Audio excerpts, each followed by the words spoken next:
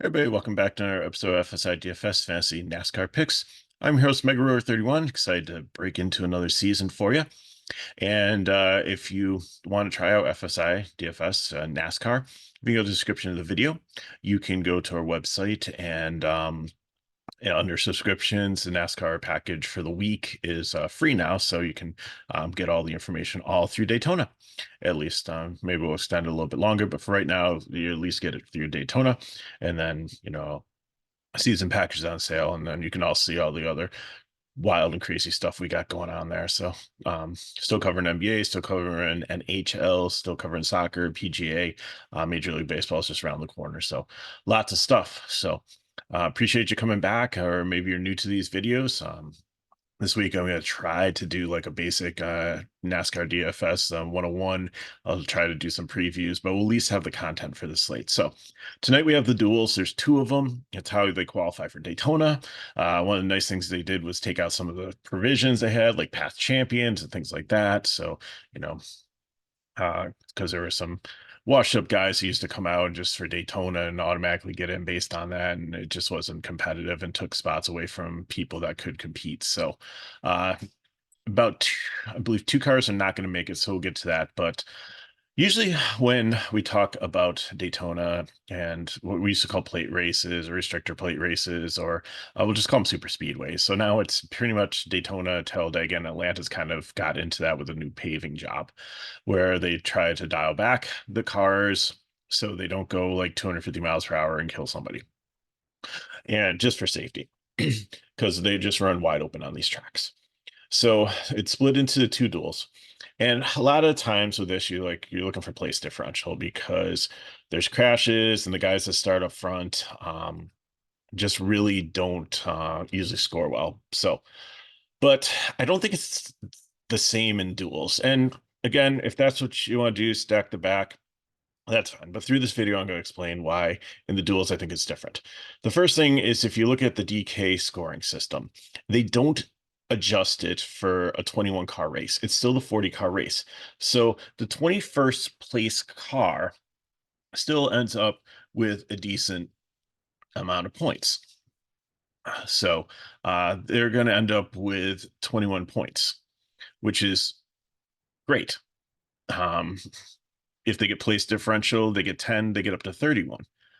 But the thing is, if you have your sixth place car, who's I believe gets 35 points, if they finish first, they're going to get more points. So you cut place differential in half because you don't have the potential for somebody to get like 20. And just looking at the breakdown here, I went through the last 10 duels, which would be the last 5 years. I know the cars have changed, the tires have changed, the conditions have changed, drivers have changed, teams have changed, lots have changed. But there seems to be consistency through it. And whoever starts first, and most of the time it was Alex Baldwin because he was like first or second. They really don't want to mess with anything because they're number one and two are automatically on the pole for qualifying. So the pole sitter starts at the first duel, I believe, and the person that's on the pole with them that qualified the second fastest starts as number one in the second duel.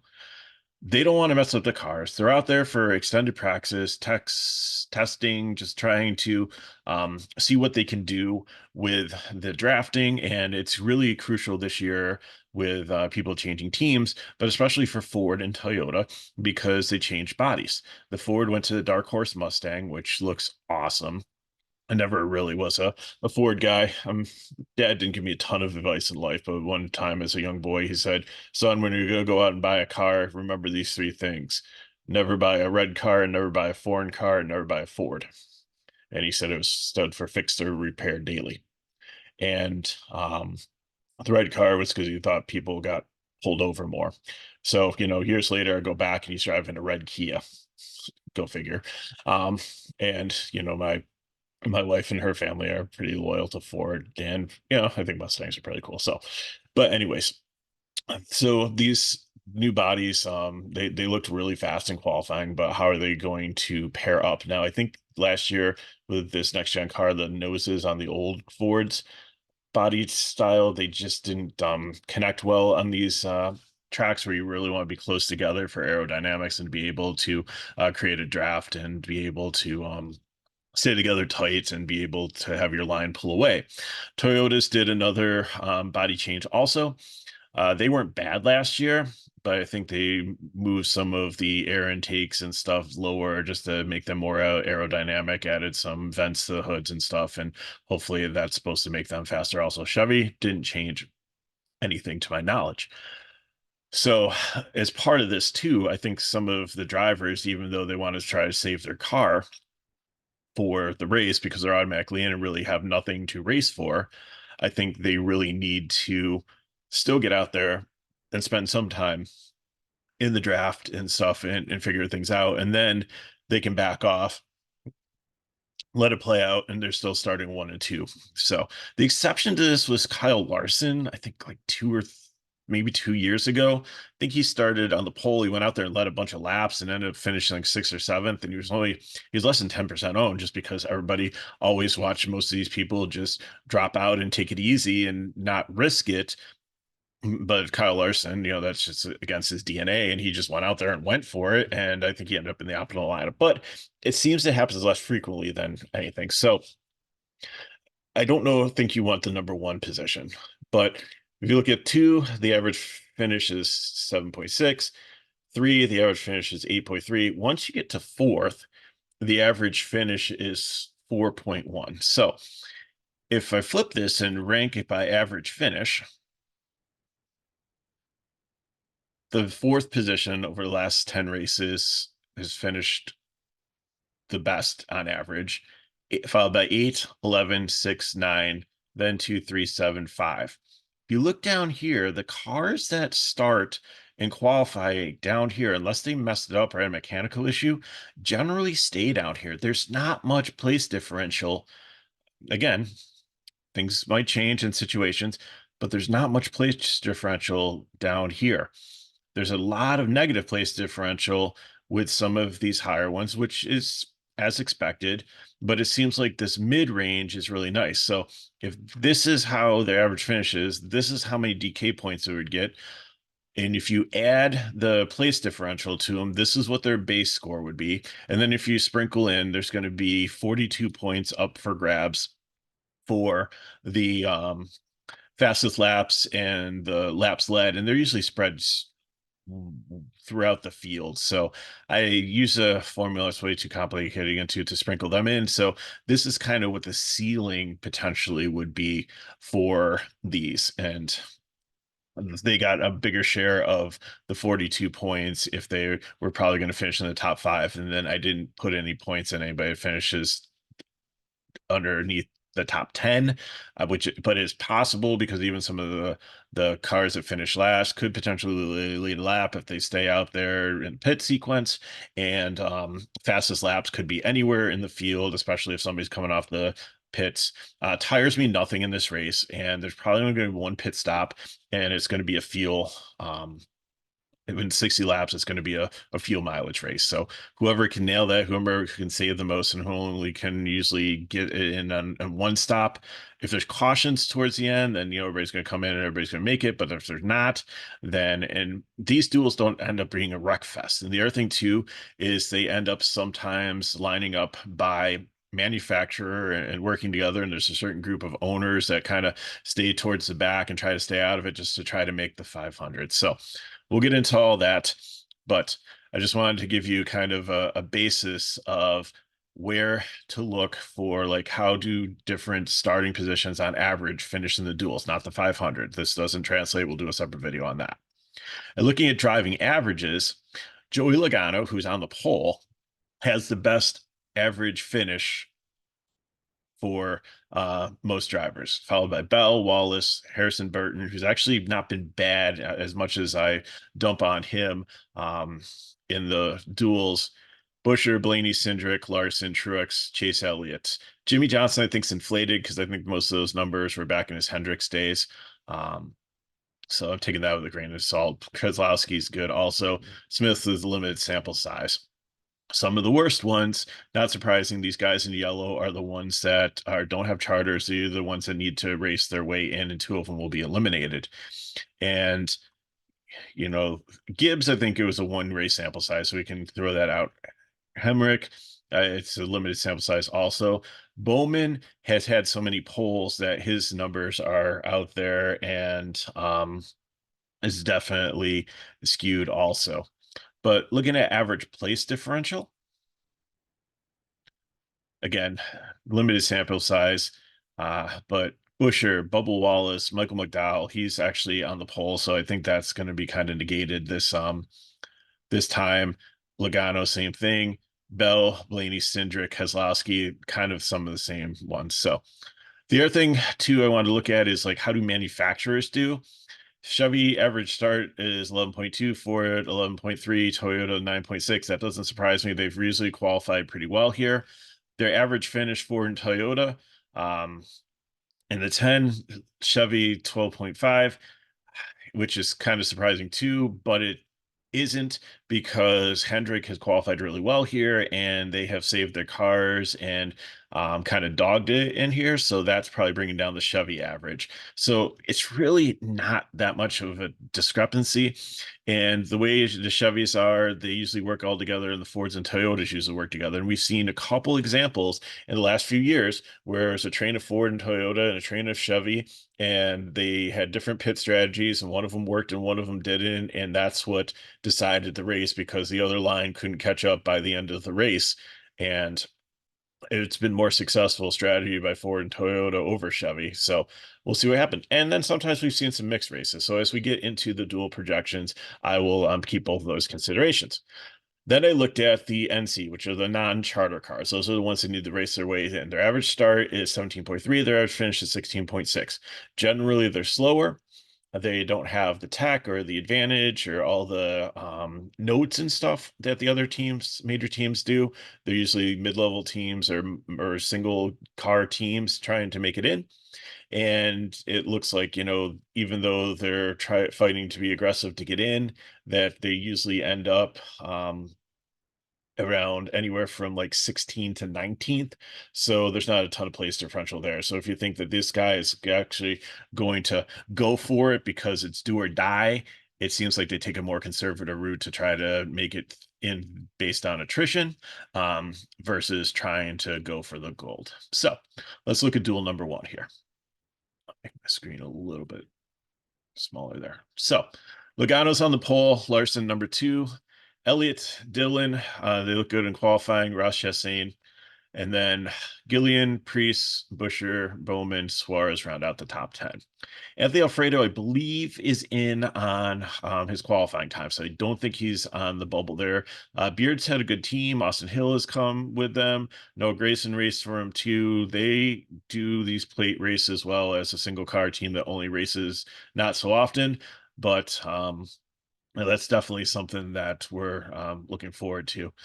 New York Racing selected JJ Yaley. It has been Greg Biffle the last couple of years, so experienced guy, but I don't know how he's going to do there. And then Jimmy Johnson is on the bubble too with Legacy Motor Club as one of their auxiliary cars.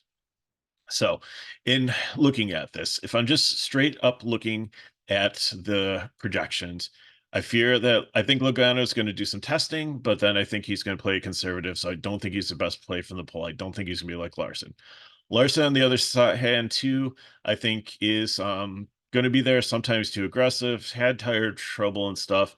Chase Elliott just he needs to prove to me again before I can play him in cash.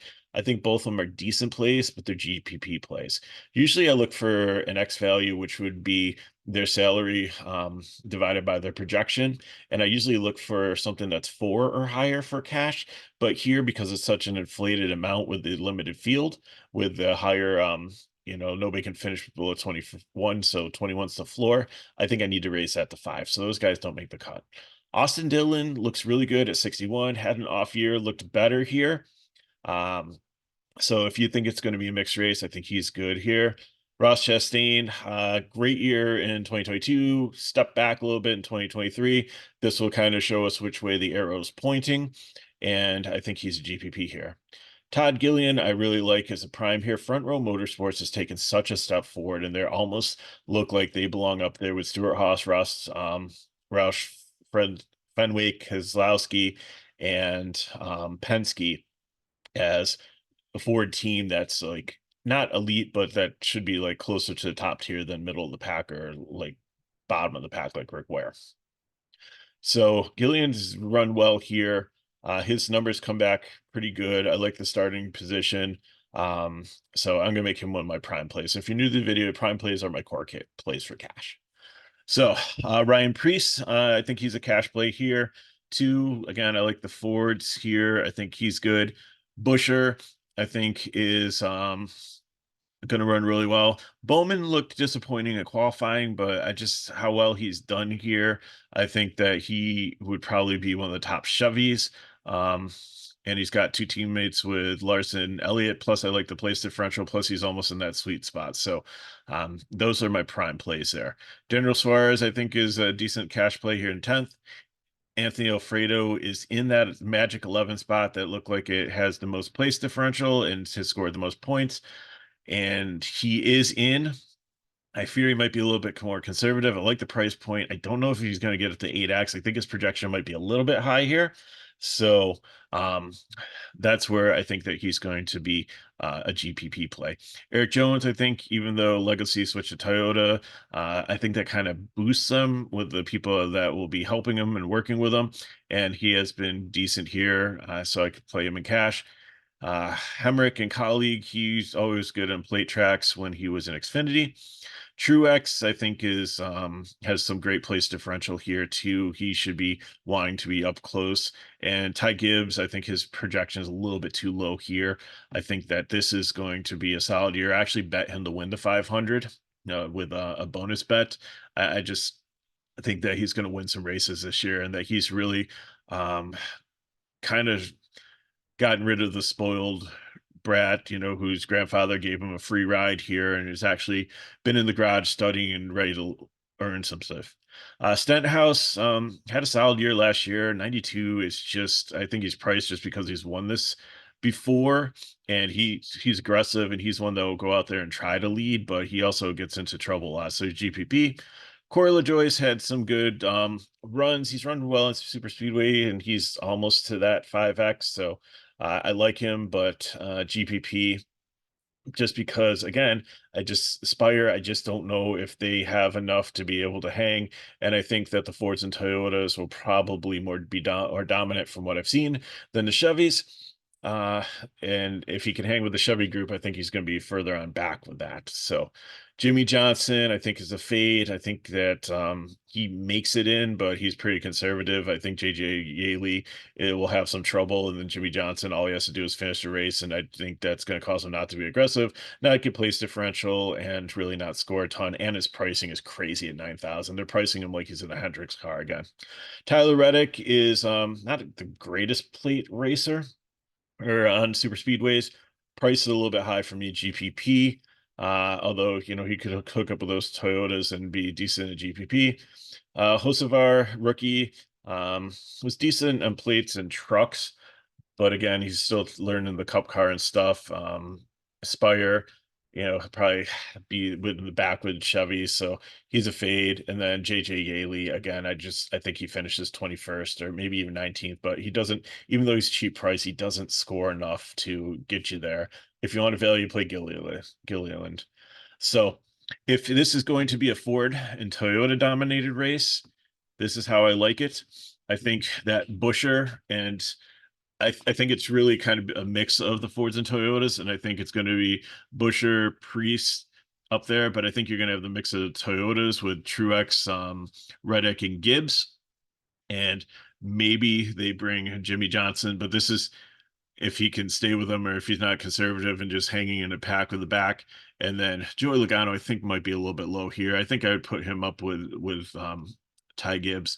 But if you're building this way, I would try to get, and Gillian makes it work. I would try to get a chunk of these ones in, decide if you want Logano, and then you're figuring that the Chevy line is going to finish 11th or actually 10th on down because there's 9 Toyotas and Fords. If you think Chevy's going to dominate this race and the Fords are going to not be able to line up and the Chevy's just going to form a pack and break away, then this is the way I go. Bowman, I think, is going to win it. Dillon, I think, is going to be up there. Alfredo, I think, is not going to be up there. I think Larson and Elliott, but I think Alfredo being 11th will get enough place differential if he's up there with this pack to make it work.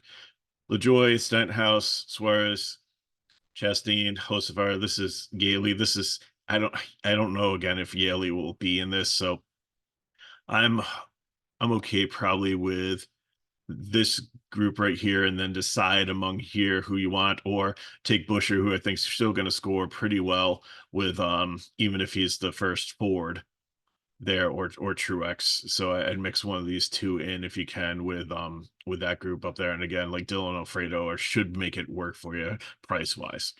Okay, so that's duel number one. Going on to duel number two. Michael McDowell starting, Cindric, Byron, Kyle Busch, Harrison Burton, Riley Herbst look decent out there.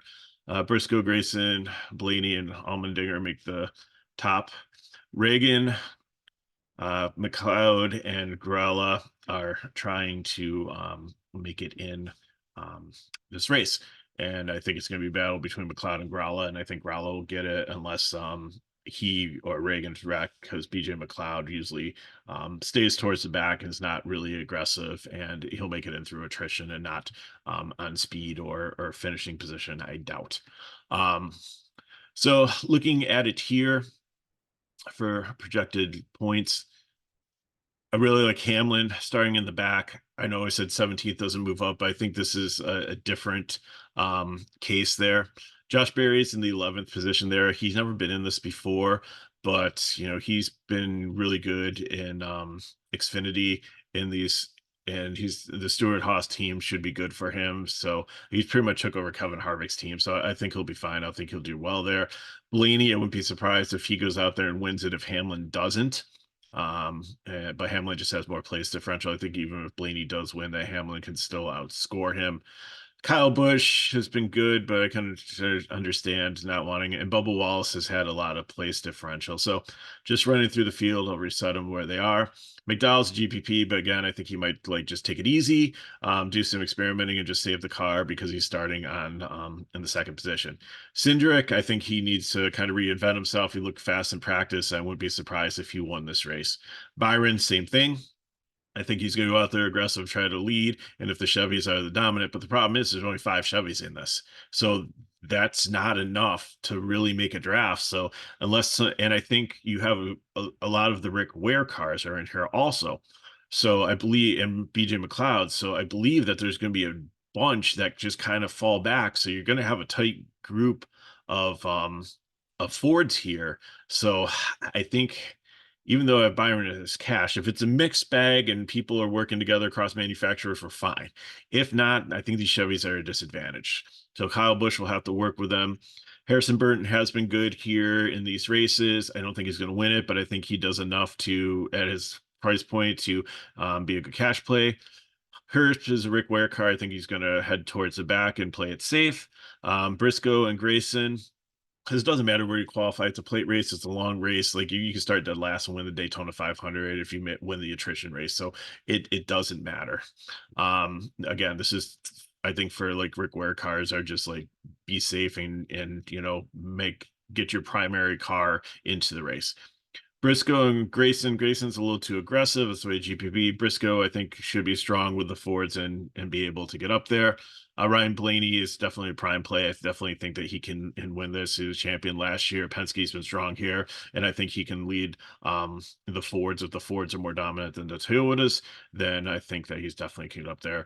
Allmendinger has been good on these plate tracks, but he's a Chevy, again, disadvantage. So GPP, like the price point. Josh Berry starting in the magic 11th position. Really like him here. Keselowski, super strong. Wouldn't be surprised if he finishes like second or even wins this. David Reagan, he should, even though he's a Roush Fenway, he usually hangs out in the back. So I could see him back there with Herbst and the rest of the Rick Ware cars. Bubba Wallace, love him just based on the place differential he's had in all these. He's never qualified well, but he's always done well in these types of races. And I think he won like Talladega or something. It was a rain race, but he his I think his first win was at super speedway. So, and I think the Toyotas could be, strong, and if they get a line up there, then definitely like the place differential and the potential for him. Justin Haley should go to the back. Bell, Hamlin, Wallace. I mean, this would make a great like GPP group here, but Hamlin is definitely prime play for me. Bell still in cash. If you can get the three of them in there and find the three other value plays to play with them, that's great. Zane Smith, Spire should go towards the back and hang out with Rick Ware cars. John Hunter Nemechek's a wild card here. He's got a good car with this legacy, hopefully, but again, he's made a lot of mistakes. He's always a GPP for me, and McLeod and Grollo probably hang out to the back and maybe race each other towards the end. But I think BJ McLeod's probably not going to be able to stay on pace. And I think Grollo is going to be able to get in with Reagan. So that's what I got for you. If you have any questions, leave them in the chat below. Hit me up at Megaro31 on X, formerly Twitter. And I said, if you want more information on FSIDFS, it is in the description of the video. You can go in and get into our Discord and in our channel for all the Daytona races this weekend, which is cool. Or maybe even to next week, because it looks like it's be what one, and it might be a really frustrating week for that, but hopefully not. And if these videos help you, if you haven't subscribed to our channel yet, please do so, and then you'll get a notification. If you turn that on, you'll know when our videos are dropping, or they'll be in your feed, so you won't miss any of them. And like I said, we do soccer videos, MLBO coming up, and maybe sometimes PGA, some other things will be dropping out there too. So appreciate you watching. Again, if these videos help, give us a like, subscribe to our channel, share with your friends. Good luck in your contests. If you have any questions, you know how to get a hold of me, and I will see you next time for the truck race.